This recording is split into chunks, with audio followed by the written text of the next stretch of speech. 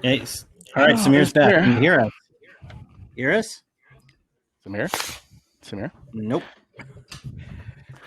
We can hear you. I'm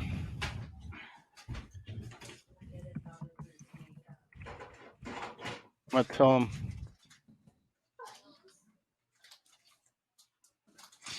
I'll just tell him I can cue him. Talk about. All right, you see we got a link there for sharing. I'm going to post it on the Lining Up page.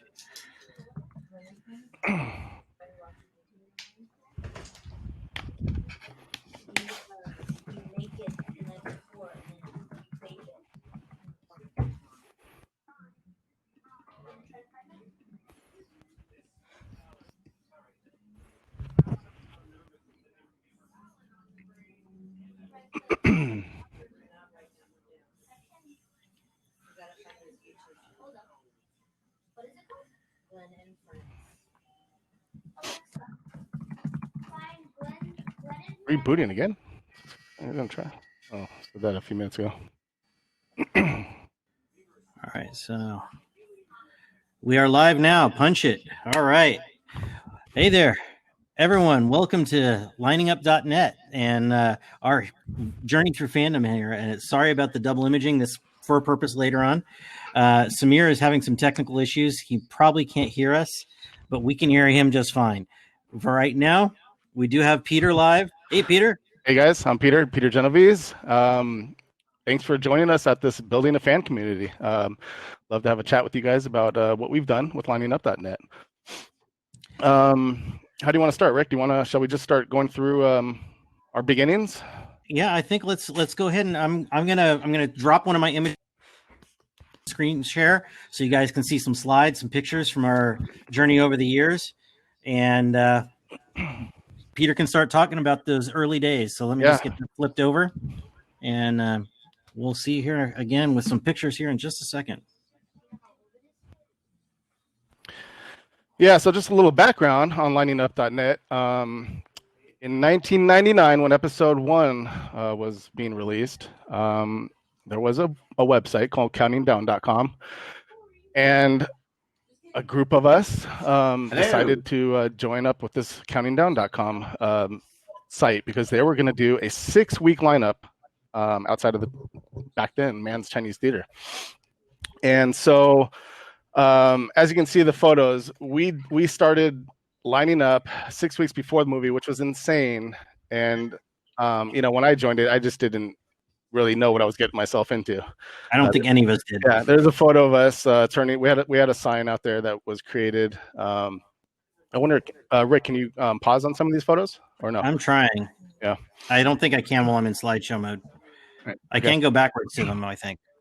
No, it's still everything's forward. So sorry about that. Okay, no worries. Hello. So, can you guys hear me? Yeah, we can hear you. Samir, you're live. Can you hear us? I can't see Peter or hear him. Me? He said. Interesting. At any rate, I'll just give a quick story. So countingdown.com did a 6-week lineup for episode 1 in 99.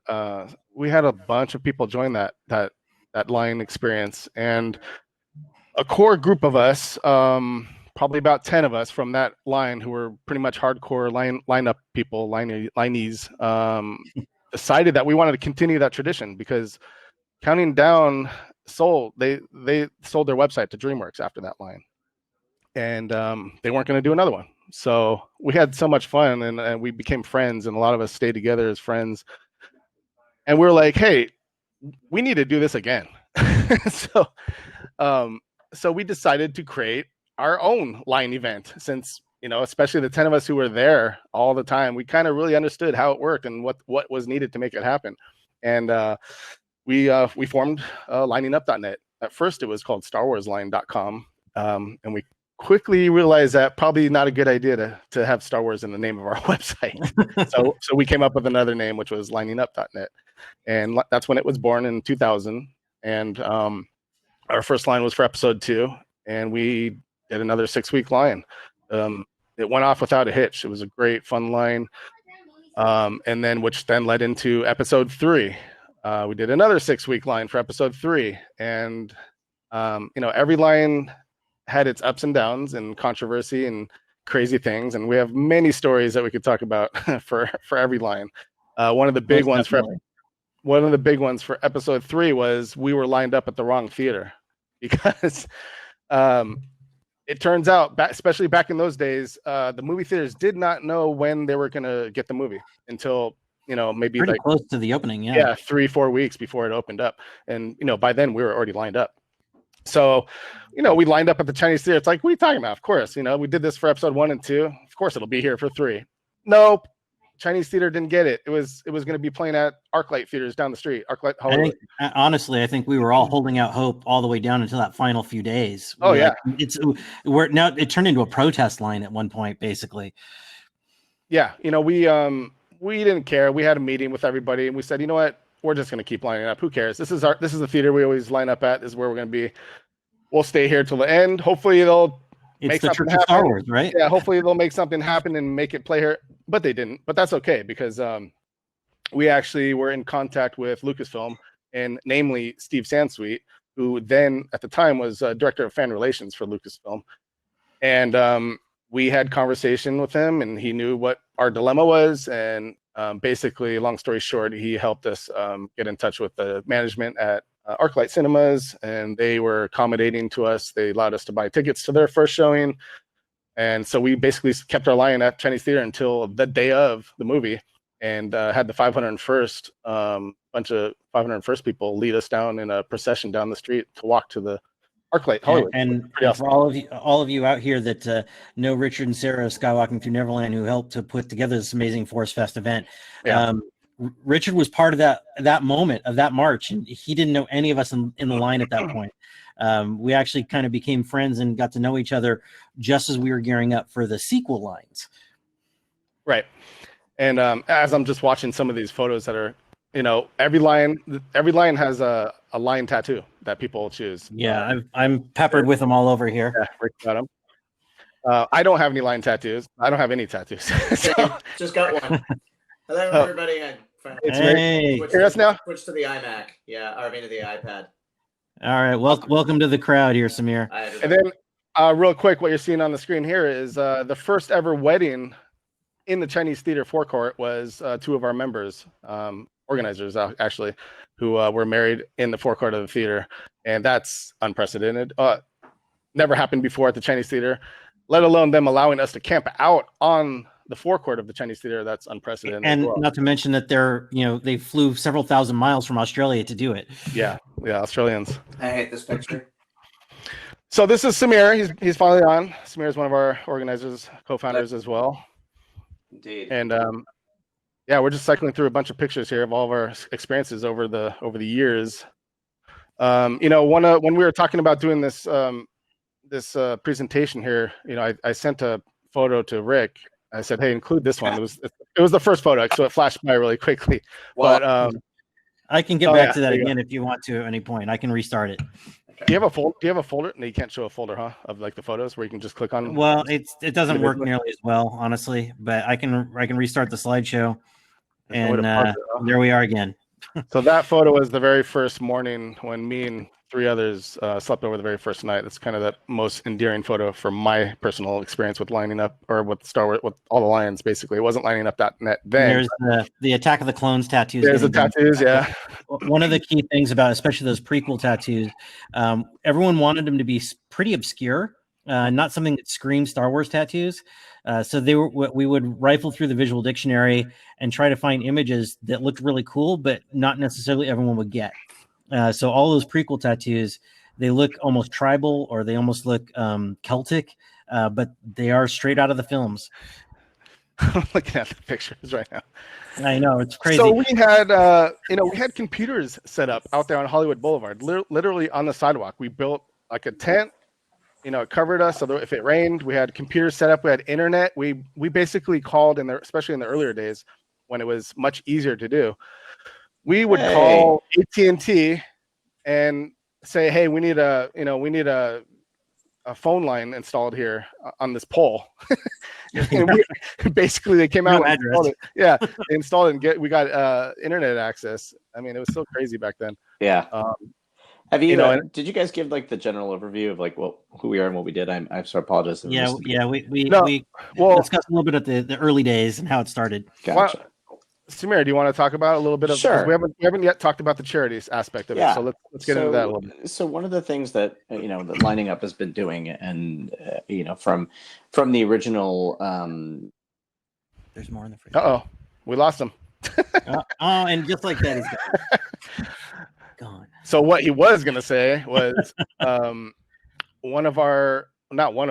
our charity is Starlight Children's Foundation, and this is a charity we have been working with since '99 when we did the first line. Okay, go for it. Sorry about that. Okay, yeah. So this is where a lot of us got started, was back in '99 with countingdown.com, which is the group that started the first line. Was that they linked up with the Starlight Children's Foundation, which brightens the lives of seriously ill children throughout the country, and does really cool events and starlight gowns and fun centers and video games and all kinds of things for sick kids. And so I'll give my brief spiel, because I actually saw it firsthand. At the time in '99, I was a medical student and I was doing my pediatrics rotation at Children's Hospital LA.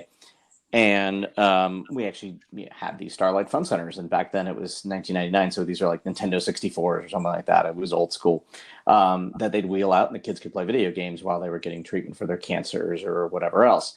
And so I'd seen this stuff firsthand, and then I'm driving home and I hear about these crazy idiots standing in line for Star Wars, and said, "You got to be kidding me!"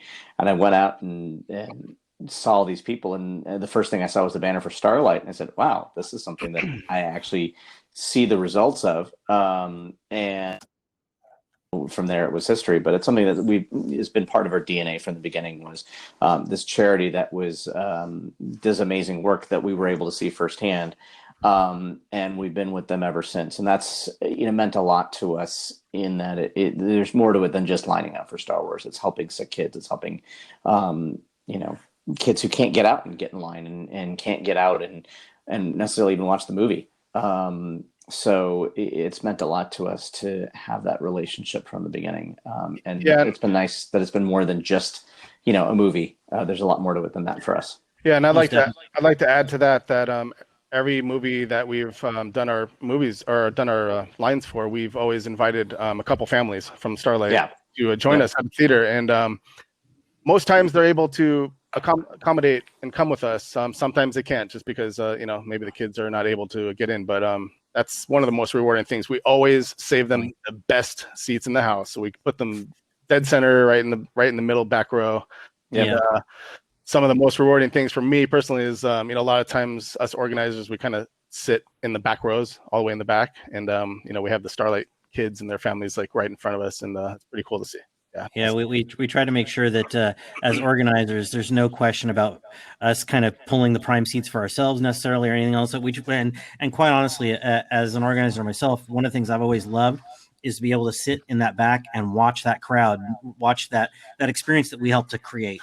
There's really something really powerful about that moment when all those sabers go up and they're all in front of you. Yep. Yeah. It's been a blast. It really has. And, having seen movies at other places, there really is absolutely nothing like the Chinese theater to watch a movie.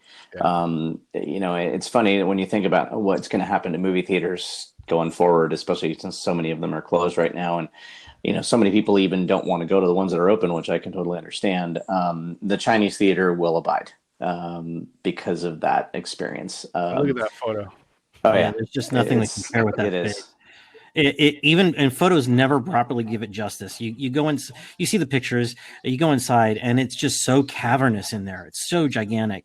And one of the magical moments, one of the magical things that we get out of these line experiences, you've seen the pictures of us with our tents set up literally in the forecourt, sleeping there every night. And the theater's open for us 24/7 as line members. We all have kind of permission through line badges. They know who we are.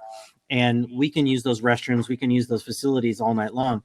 And even though you're not, we're not exploring the entire space. It's not that we're open to wander around and play inside the theater, but there's something truly magical of just that walk towards the restroom and looking down that hallway and seeing that massive space with not a soul in it.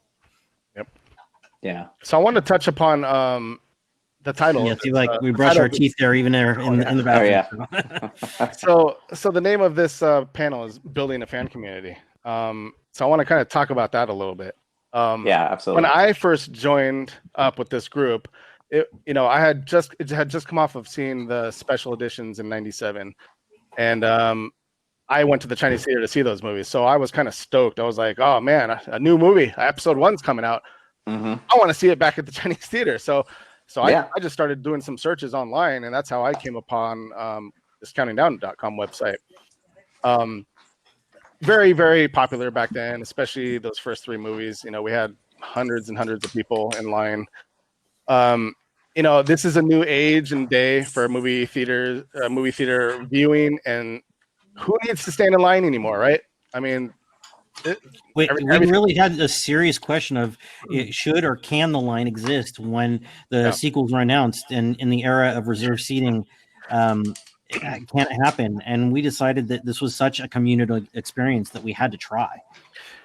Yeah, so it's basically, it's one of the questions we get asked now, especially now with the news media. And as you can see, Rick is on the camera there with the they're asking, why are you guys lining up? You don't need to. You can go buy a ticket 2 minutes before the movie starts and go watch the movie.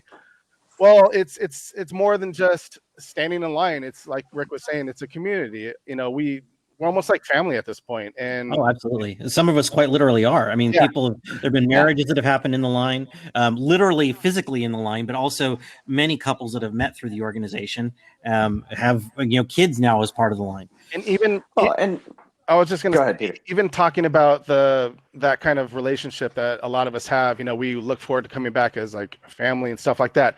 But that should not deter anybody who has never done it before and still is interested, because we have new people that have come. Every line. We had a couple brothers that drove from Kansas City. Because they heard about it, and they're part of the family now. And they heard about it and they joined up, and we welcome them with open arms, and they are now absolutely part of the family. So we you really think about it, and you go back all the way back to the earliest of those prequel lines, and you had Remy coming in from Canada just because you heard about it on the news. You had Caroline showing up from Australia kind of out of the blue because you heard about it on the news. Of course, Jeff too, from St. Louis, and half of them end up staying because they found their tribe. I know for myself, in '99, I was actually not camped out at the Chinese with then Counting Down. I was working through Counting Down actually up in San Francisco and doing a line up the Coronet Theater in San Francisco. And when I still moved talk to to LA, those folks, don't you? I had I was really out of sorts moving to LA. As anyone who is from Northern California understands, there's a real strong kind of dichotomy in the state. And Northern Californians have a real struggle with Southern California and vice versa. Yeah. And I felt completely we don't as much going the other way. It's easier. That's true. Very true. I felt completely lost in Southern California. I felt like I had no one here. I didn't understand the place at all. I was living a few blocks from the theater, and how do I not do this again? It was such an experience in San Francisco. And within a couple of hours being in line, I had found my family. I had found my tribe. The person I was in a relationship with at the time, long gone, but I'm still with this family. This family will exist forever. No matter what happens, just like a true family, we have our infights, we have our falling outs, but we're still family. We still all connect. Look at that young guy on the screen. Oh yeah, no kidding. And where's the hat? Where's the hat? Well, and so one of the things I wanted to mention, in terms of building a fan community, for the folks who are relatively new to this fandom, we started this. I mean, if you look at that picture right there, that was when it all started. It was 1999, and you have to think about where science fiction was in 1999, where Star Wars was, and where the internet was. I mean, where lucky was in general. Yeah, you were lucky if you had dial-up internet, or maybe you get high-speed internet at school or something like that. So, people were still using bulletin boards and things like that. The idea of the online communities using the internet was not nearly where it was right now. Our webcam shot one photo every 30 seconds. Every 30 seconds. It was great. I mean, this was like, we're not that screaming far. DSL speed. This is 5 years after the invention of the World Wide Web. Yeah. So we're still really early in all of this. There was no YouTube, there was no Google, there was no That's Facebook. What we were using. No one was on cell phones. Everything was on a payphone. Yep. Right. Cell phones were expensive. And so, back then it was not doing Star Wars was not cool. There was nothing cool about being a Star There's Wars a fan. webcam. One shot every Trinity. And honestly, the theater treated us that way at the time too. Right. Yeah, they're like, I mean, it was you were still nerds. And cool. when you were a fan, cool it was not something that you wore on your sleeve or wore on your shirt or anything like that. It was something you kind of hid. Because people kind of treated you funny. You're like, oh, you're one of those Star Wars people. Ew. Coming out of your basement, right? Right, exactly. Your mom's basement. You go back to your mom's basement, exactly. Right. So, it's hard to explain how different it was, and that feeling of meeting your community and being, finding your family, it was so revolutionary, and it was so. Sorry about that. It was so transformative in a lot of ways when you're like, oh gosh, there are other people like me, and I can sit there and be part of this community and just geek out to no end. I mean, now it's easy. You just go onto your favorite Facebook group or whatever your chat room is or what have you. And 21 years ago, it was a different world. And that was one of the things that I think we all really were super psyched about, was this idea of a fan community. They talk about building a fan community, and that really was what it was. And I think one of the things that's really important for anybody who's trying to do something like this is you can sit here and be on the internet and be virtual all you want, but there is, and I think right now with everything that's going on with COVID, it's really more poignant than ever in that there is nothing like a shared in-person experience. You can sit here in video and Zoom and whatnot else. And I think everybody who's not able to go to Celebration is totally feeling it. There is something different about being in person and being there live and sharing that experience. And so I want to also add something to the whole building a fan community. I like to mention Line Force Peru, who are our good friends. They're actually saying hello to me right now on my other screen. They're watching. So there's a group of people, group of fans in Peru who were motivated to start their own little line community, line fan community, and they're called Line Force Peru, and they do amazing charity work down there in Peru, and they're constantly putting together charitable work and charitable efforts, and really amazing friends of ours, friends of LiningUp.net, and so I'd like to give you guys a shout out. Hola, nuestros amigos en Perú, nosotros te amas siempre. Yeah, like what he said. So it's things like that, like somebody somewhere around the world that saw what we're doing and was motivated to do something themselves. That's freaking awesome that they do that. And again, to talk about that kind of that global effect, and you think about the fandoms, and again, the examples of people like Caroline or Lee or Claire coming from all over Paul coming from all over the world, and they come back for every one of these lines to come with us because they understand what the experience is. You do it once, and you start jonesing for it as soon as it's over with. Like you miss this experience. It's living the convention life 24 hours a day for a week or 6 weeks, as the case may be, and it can be exhausting. It can stress your nerves, and it can also give you the most rewarding and most amazing experiences and friendships you'll ever find in your life. Yeah, it truly is. It definitely is a lot of work, and there's stresses, but the rewarding part of it is always way more. And for those who are not too familiar with how we work, we do these days long or even weeks long line events, but we don't require people to be there 24 hours a day. We have a system where we log people in and log people out as if they're going to work.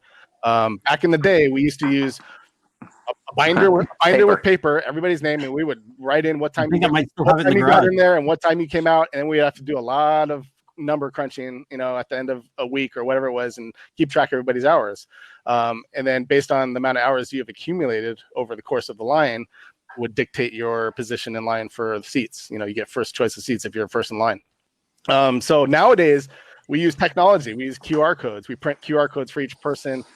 We all have badges. Yeah, we all have badges, and we stick a little QR code sticker on the back of the badge, and when you get to line, us organizers will have a little app, and we just scan it, and you're in. There's a We couple scan it, pictures we leave. So much here easier. of the badges, and yeah, but the idea is still the same. Yeah. And it's funny. well, and 20 years later, that clocking in out for like work, it's still, and in those early lines, and honestly, still today, I'll sleep out there, and then I will clock out to go to work, and then come right back in and clock in again. And we talk about this community and this fandom and this family that we've developed, and quite literally, we've got our wives and children sleeping out there with us too, doing this whole thing, and some of them are tolerating it because they're kind of intentionally Star Wars people, and there are others that are so hardcore to this that it's their whole life. It's quite the experience that you get to know these people, and from every walk of life. And the picture here again. Oh, it's unbelievable. Mike is a great example of this. Mike, the tattoo artist there. He, I reached out to him because we do these line tattoos as we started doing the sequel lines. I reached out to him, saying that hey, we do this stuff and we'd love to have an actual like legit Lucasfilm artist to do this for us. And when he realized who I was and what I was talking about, he's like, wait a minute, I've got all your documentaries on the shelf. I'm a huge fan. Let me make this happen. I'm going to find a way to be there. And now during these last couple of the sequel films, he was literally tattooing across the street for us. And it's an incredible experience that, quite literally, I've got the brand of my tribe. We're all part of this family here. Yeah, there's been several documentaries made on us. This is one of them from 2002, Starweight. It's pretty fun. Call out to all those amazing documentarians that have. And so another one of the fun aspects of the line, and what keeps people wanting to come back is, when you leave, you might miss something because there's always something happening. Some serious. You don't want to miss that. One of the photos that I just saw a little bit ago. We worked with Red Robin, the restaurant chain, and they came and delivered dinner for us. Yeah, dinner for us one night. So they had a bunch of stormtroopers bring the dinner in. It was a whole thing. And it was kind of a dinner surprise. So it's like there's a lot of things that you might miss if you're not there. So people are always like, "Oh, I got to get back to the line as soon as possible." We have actors from the Star Wars movies that just randomly will show up. Ray Park has been one of our biggest what do you say, fans? Not fans, but visitors. Yeah, Ray Park always every line Ray Park has shown up, and he'll do the lightsaber fight with the kids and the bigger kids in the group too. Ray Park, Darth Maul, basically. Yeah, and a bunch of us got pictures with Anthony Daniels for Force Awakens when he stopped by. And of course, then there's always the Hobbits, because it's not even just Star Wars celebrities. The Hobbits actually joined the line with us in Attack of the Clones. And all right, can I tell the Hobbit story? Go for it. So, were you with me? Were you walking with me, Peter? Was it you and me, or was it me and Corey? It might be Corey. Tell it. I don't remember. Okay.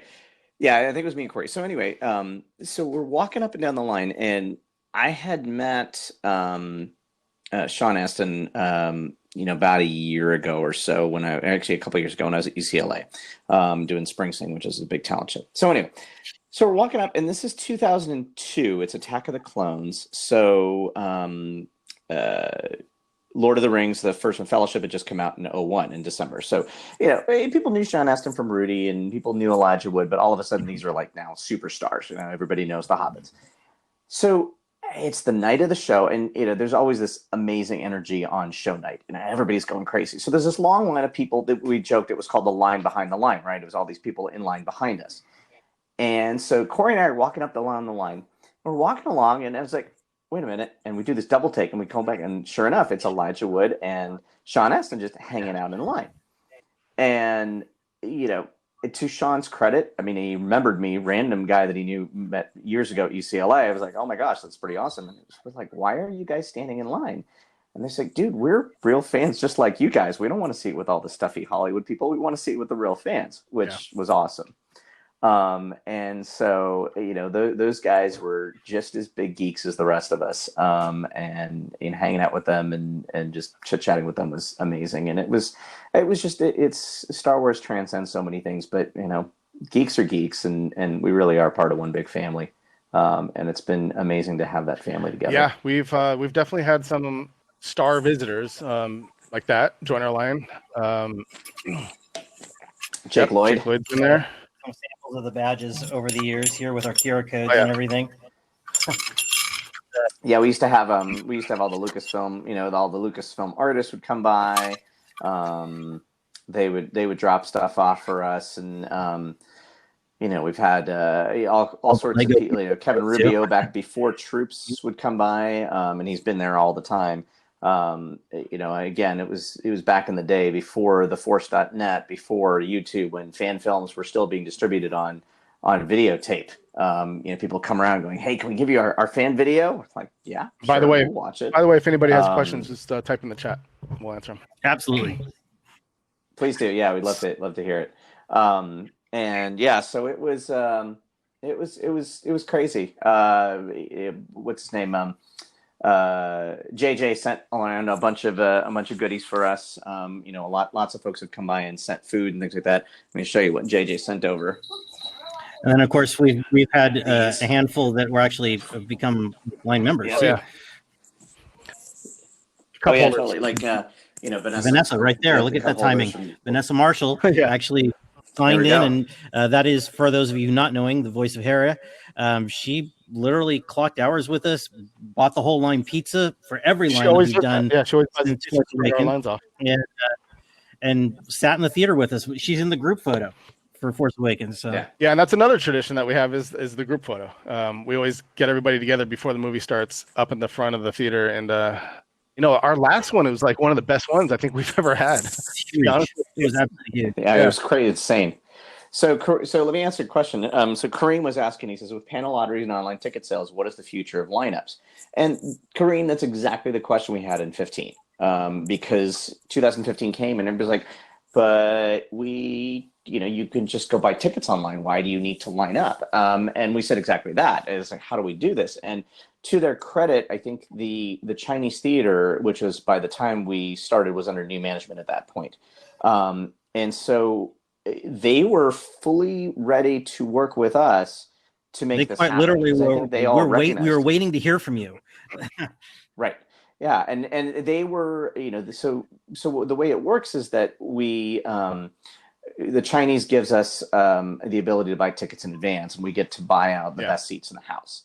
And that's just the relationship that we have. And it works out really well because we're able to, get the best seats and get those for the people who are diehard fans. And then the Chinese obviously gets tremendous PR from it, which is what they're looking for. They get on TV. It's all over the place that, oh gosh, people are still standing in line at the Chinese theater. And then Starlight obviously gets huge publicity out of it as well. And of course, we're able to raise decent amount of money too. Yeah. Yeah, we were able to raise money for them, and I gotta wonder whether at least some of the exposure that they got was the reason why they were forced to change. So one of the big differences from our episode 1, 2, and 3 lines was pretty much that fact. We weren't really supported by the theater. They definitely were aware of us. Right. They didn't want anything to do with us. They were a little bit weird about what we were doing, but we would have management come out about 2 a.m., 1 a.m., 2 a.m. with a big trash bag full of popcorn. Give it to us in line. Say, hey, we don't need this anymore. You guys can have it. So that was kind of the extent of their support back then. But like Samir said, once 2015 rolled around, it was a whole different story with our relationship with them, and have an amazing relationship now. At the very beginning of this, when we started with the sequels, we weren't entirely sure if we could make it happen, if it could even happen to the Chinese. The place we used to do it was this parking lot next to the theater. Yeah. It was gone. It was now a museum, Adam museum. Yeah. And like, how do we do this? Right. And so we kind of tentatively approached the theater, kind of like, well, I mean, where could you put us, even if we were to do this? And I'm like, oh, we'll just close the forecourt. It's yours. And immediately, you need 10. What? Wow, dropped dead when we heard that. Yeah, oh my gosh, that's amazing. I mean, that kind of support. I mean, it changes the whole dynamic of the Lions. Back in the day, we were on the street, literally on the street. Right. Within the danger of weird people walking by, especially in the middle of the night, and we always had we were basically in a war back in the day, and now it's like we're totally welcomed in as part of the theater itself. Yeah, so the way They didn't, Alan, they didn't close the whole forecourt. We took like the back corner, and they didn't close it for us except at nighttime. So everybody could come and do their tourist thing, and they all be taking pictures. Yeah, and we honestly people walking we become going, tourist guides. What are you doing? Honestly, and we've got a lot of money raised out of those tourists who were like, "What are you doing?" Oh, and then they throw us a couple bucks because they heard why we were doing it. But then, of course, you have these massive busloads of tourists getting dropped off, and they're looking for specific people in that forecourt. They're looking for those handprints. And who are you looking for? And we know the whole place because we choose where we want to sleep. Frank every Sinatra. night, it's like, who do we want to sleep on? We literally have that conversation, and so we know where all of them are, and we can help find them for everyone. Yeah, being that we have this good relationship with the theater, we tried to basically make it as easy for them as possible. So, like, pretty much every morning, we make sure all of our people are packed up with their tents, everything's stowed away, clean up our trash. Like 6:30 in the morning, we pack up early. Yeah, so it basically we take a small footprint. Once all the tents are gone in the morning, we're just kind of off to the corner. We're just hanging out and all the tourists. And we have a table to say what we are, and take charity donations if anything happens. Yep. That's actually samples of the tables there. So. It was really something to see how things progressed. The point of looking at that, we had Kevin Smith for the last couple of lines literally come and do his podcast right there in the forecourt with us. Yeah, we all got autographed photos from him as organizers. It was an amazing experience. Yeah, look at that picture. And we all Samir, nice photo there, Samir. Where'd you get that? Yeah, no, that's all Peter. Thanks, man. It's signed. I don't know if you can see the signature, but it was signed by Kevin Smith. Somewhere on there. Oh yeah, there you go. It was such an experience, and even now in the midst of the COVID era, and you think, well, when will we get to do lines? When will movies open up again? It's still at the same time, we've been having this conversation in our alumni private group on Facebook about the moment a theater can open again and allow it, we're all going to take the thing over. We're going to buy out the Chinese probably just so we can all have our hugs and see a movie together again. And you are allowed to join the alumni. There's that last You're allowed to join the private alumni group only if you've lined up with us. Absolutely. Exclusive group. Yep. Yes, definitely.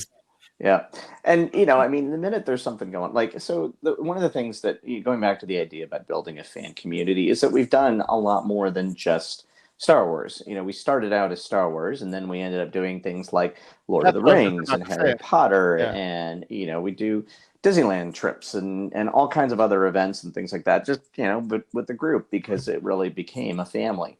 And so we've done other lines for, what we do? We did the 3 Lord of the Rings. We did Harry Potter. So we officially have only done 2 Lord of the Rings lines. There were 5-day lines for Two Towers and Return of the King. And we were asked by, so this is one of the things I was going to bring up is some, people will say like, oh, do you guys just do Star Wars? Well, pretty much, yes. We've pretty much just been a Star Wars, line event. Yes, but we kind of know how to help you if you need. After our first movie, actually, it was the second line, I believe, when I met Chris Perota, who is one of the co-founders of the OneRing.net, became friends, and he approached me saying, hey, can you guys help us do a line for Two Towers? I'm like, yeah, I think we kind of know how to do it. So we ended up doing 5 days. We ended up doing a 5-day. Yeah, I was like 5 days. Oh, that's nothing. Come on. So we ended up doing. We don't even need a tent for that. I believe the word you remember, Peter, is. We did a 5-day line at the Vista Theater, which is farther down Sunset, down Hollywood. Actually, it's kind of the B movie cult version of the Chinese theater. Yeah, it's a nice little theater. It's if you guys haven't, for those of you in Southern California, you should definitely go see a movie there. It is old school single Hollywood. It's classic. Single house theater, very beautiful inside. Yeah.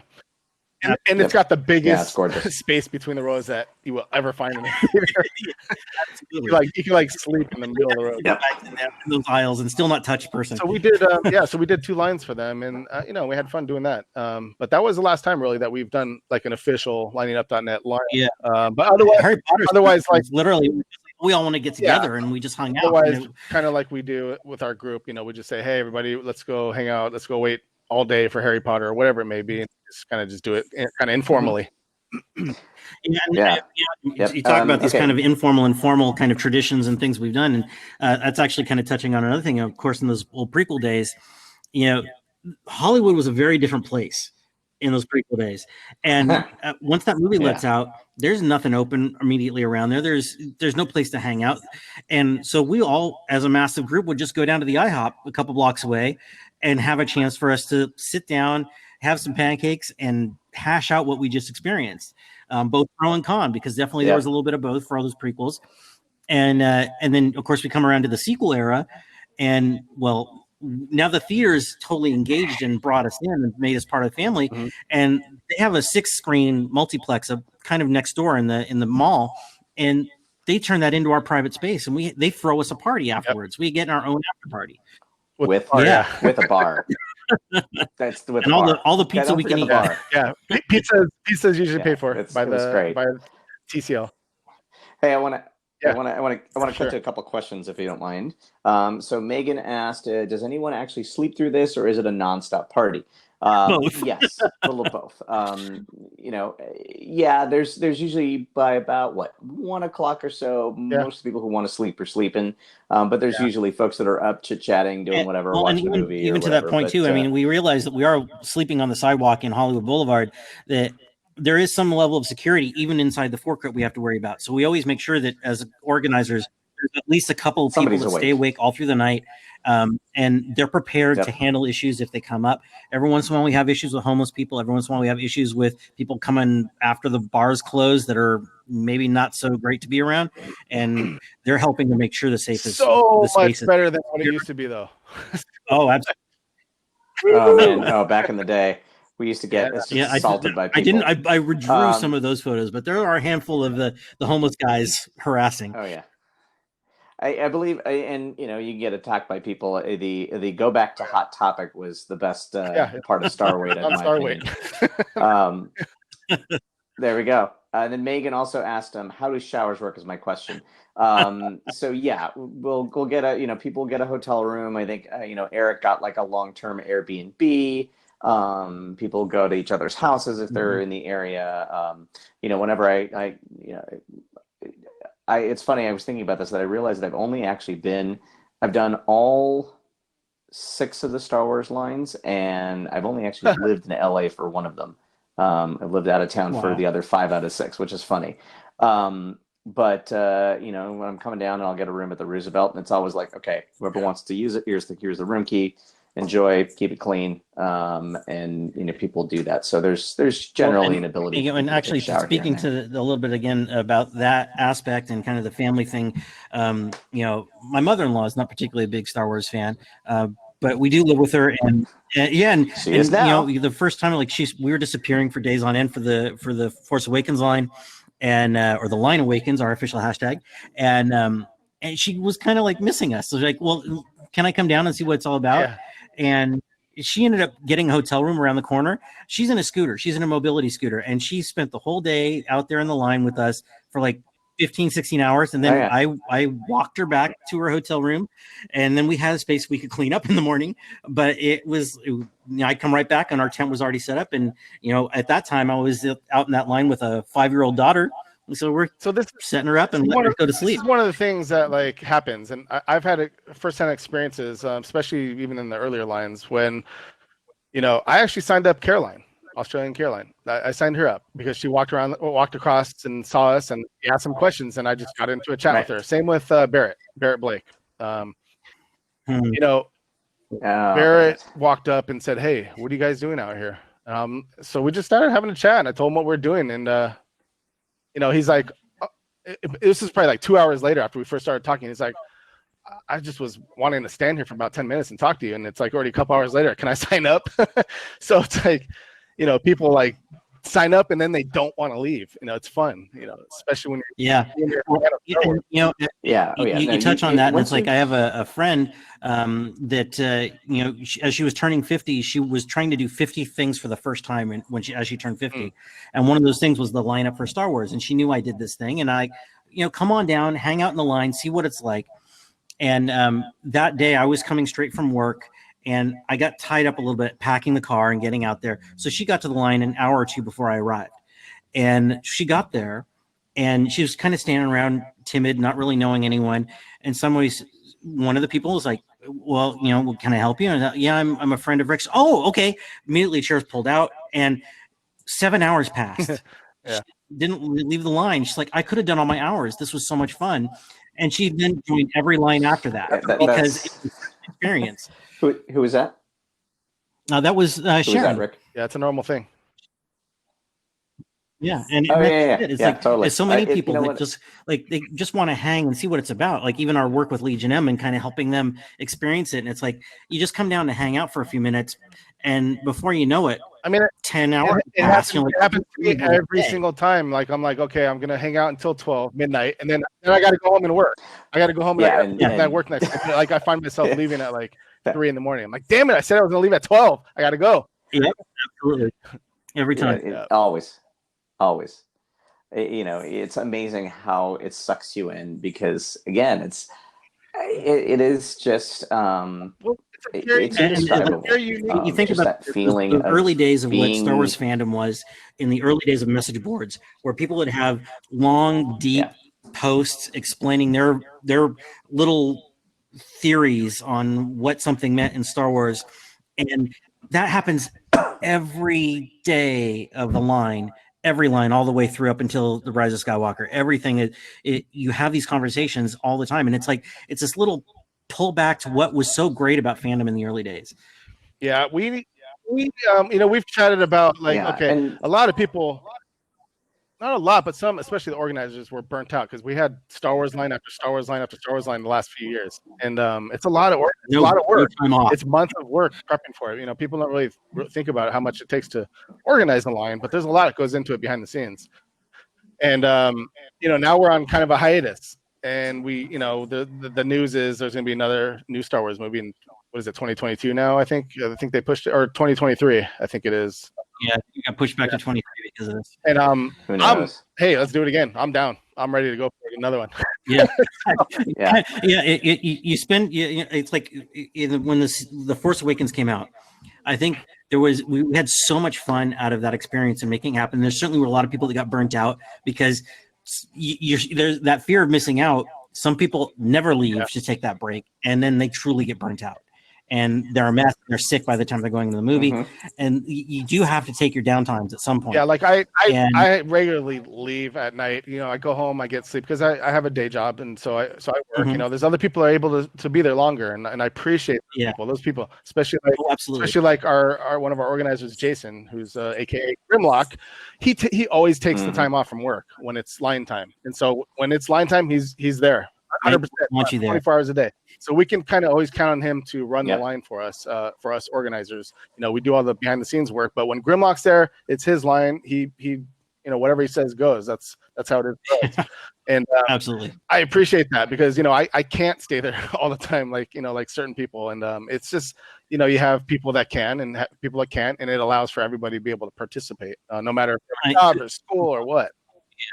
To a certain extent, I think that the organizational system of how we've made these lines happen has really kind of, at least in the sequel era, has broken down into this kind of almost like a 2 or 3 prong camp of we have specific tasks that we're all responsible for. And some of that stuff is very heavy with pre-planning and making things happen before the line happens. And then there are people that are going to be there kind of 24/7. They take all the vacation time they can get, and they can help run the actual on the ground element of the line. And we do as the pre-planners, we do as much as we can when we're there, but definitely there are some people that have the ability to dedicate, and those of us, especially with families, it gets a little tricky to try to make that happen. So you do what you can. And it's nice it works out that there's the ability, as much or as little time as you can give, you'll have a good time. And no matter what, and no matter how much time you're there, absolutely, you always want to be there more, no matter what. Unless you're there 24/7, and even still, you haven't even really want to go to sleep. For all of this conversation, we haven't even touched on the fact that in the sequel era, we've been invited into the premieres pretty much every time, and even though there's no guarantee of it, there's after the Force Awakens happened, everyone kind of expects it. Will it happen? Will it happen? When will we get that notice? When will we be told we're doing it? And so there's always like, can we get there in time? And of course, the Force Awakens premiere, as so many that were in part of that will tell you, when that news came down, it was relatively early in the day, but it was the day as the red carpet's happening, and it was bitterly cold in LA that day. It was the 20s or 30s, high winds. It was really rough. And those of us that couldn't be there to help, we found this was going on, and there was no way for us to physically get there because now the streets are closed off. You can't get down there. And talk about that fear of missing out. We knew we lost something. That they all got to go see that. But there were a handful, and I ended up being one of these in The Rise of Skywalker, who were there, had the opportunity to go in, and chose not to. Because it's about that first show. Yeah, so that was me too. So there was like four of us that didn't go to everybody. Yeah. Everybody else went into the premiere, and we just waved goodbye because it's always been that. It's always been that way for me. I've had chances to see premieres before, but there's a magic of seeing that first showing with all of the people that you've been waiting with for however many days or weeks that we've been waiting for. So I love that, and I love being surprised with everybody else. I don't want to see it before everybody else. I mean, you've seen the pictures already go through in the slideshow of that moment with all those lightsabers up.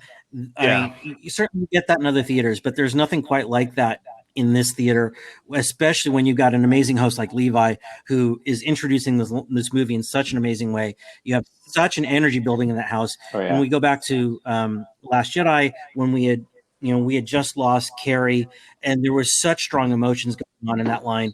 And we actually had a moment of silence with the sabers up, and just talking about it, I have trouble holding back the tears because it was such a powerful emotional experience. Oh, Megan, just 5 days, not even close. No, 6 weeks.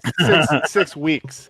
So episode 1, 2, and 3 were all 6 week lines, but our LiningUp.net's first line was episode 2. So we did episode 2 and episode 3 for 6 weeks each. And then when we came to 2015 for episode 7, we're like, we don't know if we really need to do 6 weeks anymore. Like, we're all getting older. It's like, 6 weeks might be pushing it. Yeah. We'll do 10 days. It was the 12 days of Star Wars. Yeah, so we definitely, because of the way it worked out. Definitely have shortened. We definitely have shortened it down for the other 2. 6 weeks is really kind of pushing it these days. We don't think we need to, but we definitely did 12, 7 days. Also, I mean, the world has gotten more expensive. We all have families. We're older. We have different responsibilities, and then on top of that, I mean, just from a practical standpoint, again, with the reserve seatings and everything else, it's a little harder to get people motivated to be out there.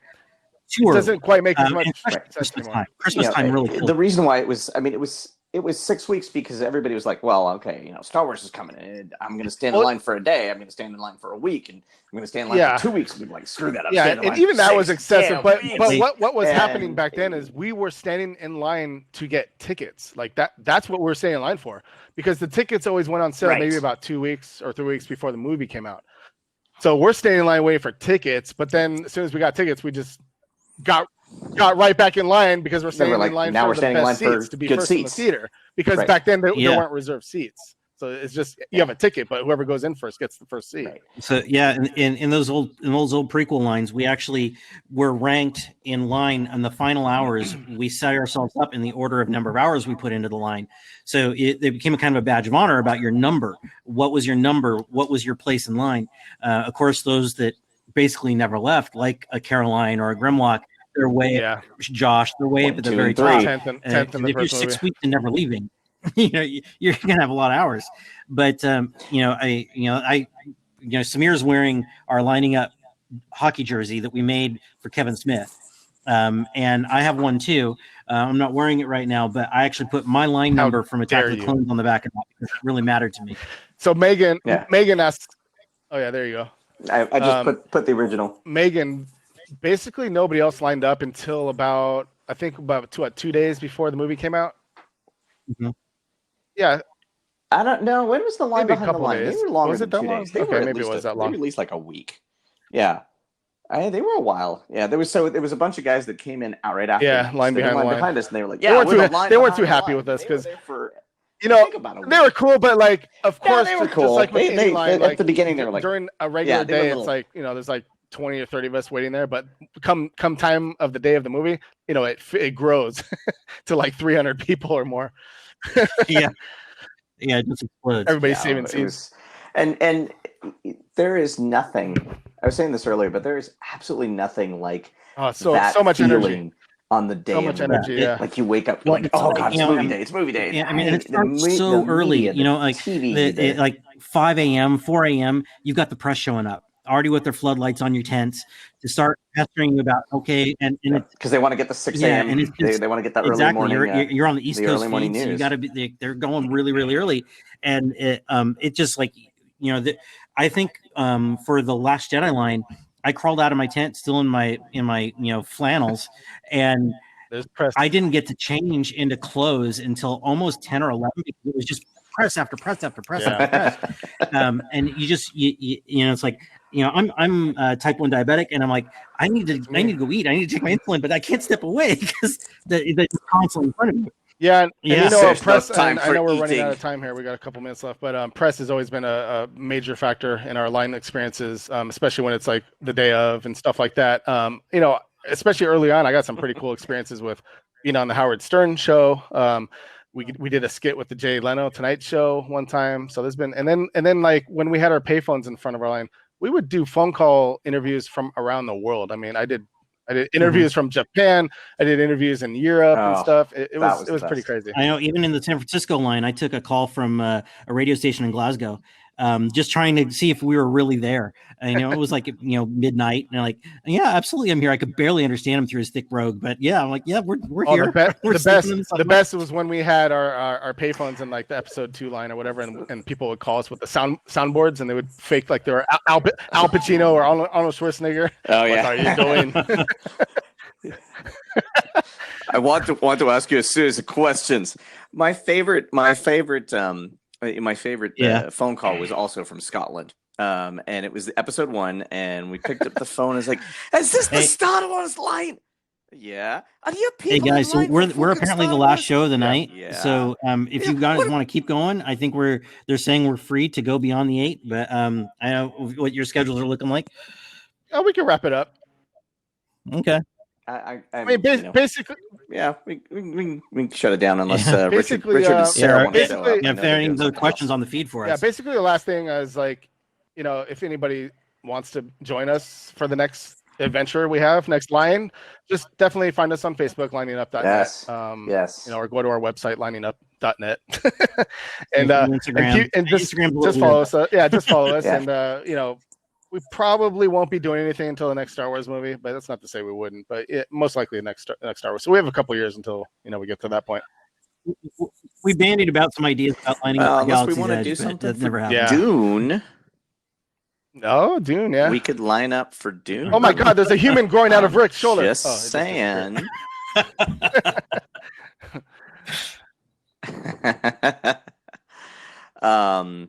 Yeah, one of my friends is the executive producer. Is one of the executive producers. Samir, you are a doctor. You are a doctor. Get the line. vaccine already for COVID, so we can go start doing these lines again. Look, man. Okay, yeah. Just go and Google Michael Mina and daily rapid tests. That's what we need. We have not done any Marvel movies. Too many. Yeah, people get burnt out, and there is such a thing as getting burnt out. Yeah, there is such a thing. I think there is such a thing as getting burnt out on doing line stuff. So people don't want, just like with Star Wars, you don't want too many in too quick of a succession. Yeah.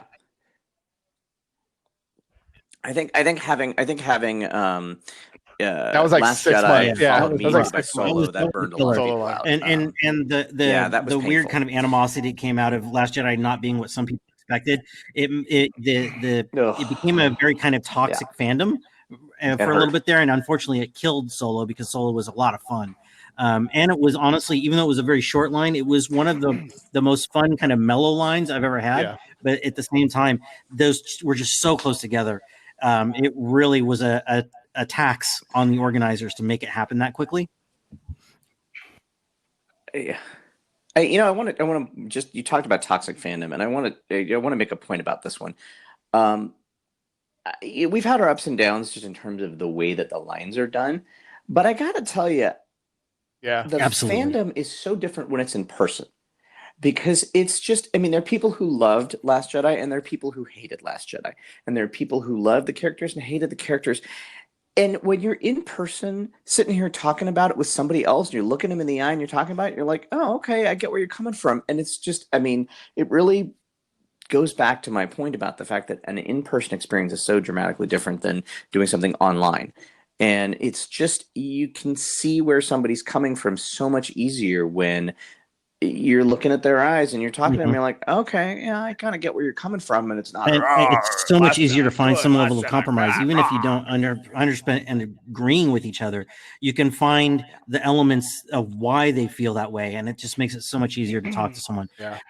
And I know we're kind of in here in the final seconds, but I do want to say once again, thanks for everyone who came to attend this. We really appreciate you coming by.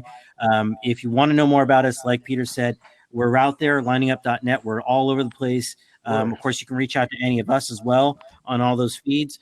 And again, now Forcefest here was put together in great part to help raise money for Make-A-Wish. You know, we've done a lot of work for Starlight, but they're both doing amazing things for kids. And I think it's really worthwhile for anyone who's still in there. If you want to throw a few bucks to Make-A-Wish, we'd really appreciate that. And Nanote and Orlando from Line Force Pro, you guys better visit us on the next line, because you were supposed to come last line, but next line you guys better be there. You have a couple years to plan for it. Yeah.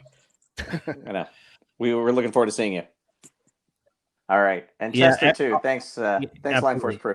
Thanks everybody. We appreciate it. All of you who attended this and asked questions, we really appreciate it all. It was a lot of fun kind of going back down this memory lane. Now I'm ready to go get our camp tent set up on Hollywood again now. Let's do it. Yeah, we can camp for 3 years. We can do it. See you in Hollywood. Hey, Rick, make us a you first, Rick. thing. Yeah, you got it. Oh my God, look at that. Oh, now we can see each other. Except Samir. All right, cool. Whoa. Thanks everybody. Appreciate it. Thank you very much. We really appreciate this. It was a lot of fun. All right, everybody. May the force be with you. Take care. LiningUp.net. Always. We need to update the website, by the way. Yeah, definitely. We'll work on that. Get on that. Yeah, a little bit. All right. Samir's gone.